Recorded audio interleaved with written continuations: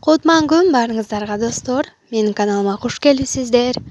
Бүгүн сиздер менен өтө оңой жана дагы үйдө бар азыктан даярдалуучу винегрет салатын жасайбыз. Андыктан видеону аягына чейин карап, лайк коюп, комментарий жазууну унутпаңыздар. Бир жолу болсо дагы ушул рецепт менен жасап көрүңүздөр. Өтө оңой, үй бүлөңүздөргө жагат деген ишеничтемин. Эң алгач кошулуучу курамдардын бардыгын жакшылап бышырып алабыз. Андан соң кубик кылып майдалап туурап алабыз.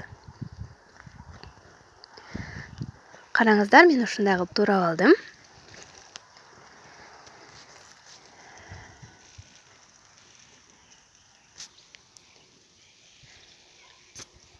Эң негизгиси муну кышында көбүнчө жасайбыз.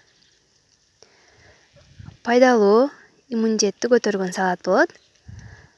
Андан соң бир пиязды алып, видеодо көрсөтүлгөндөй кылып майдалап туурап алыңыз. Бул маанилүү, сөзсүз түрдө майда кылып туурагανыңыз жакшы болот.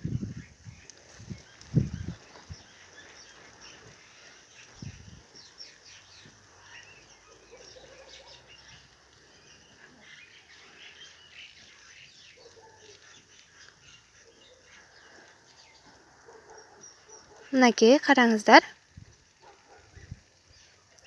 Кызып турган майга салып, кууруп алабыз, кызыл түскө келгиче.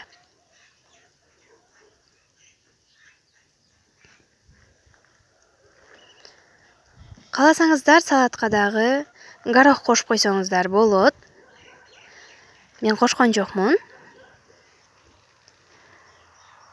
Мынакей, пиязыбызды кууруп алдык. Эми бардыгын салып аралаштырабыз.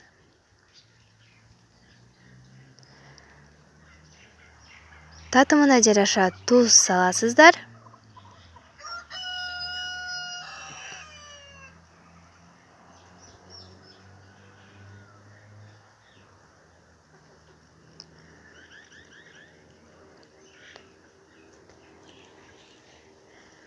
Коноктор келгенде жасасаңыздар дагы болот. Биз айылда турабыз, ошондуктан ушундай үндөр чыгып турат биз жакта. Эми жакшылап аралаштырабыз. Мынакей, ушу менен биздин салатыбыз даяр болду. Видеону аягына чейин көргөнүңүздөргө рахмат. Лайк коюп, комментарий жазып, каналыма катталып алыңыздар. Кийинки видеого чейин аман болуңуздар.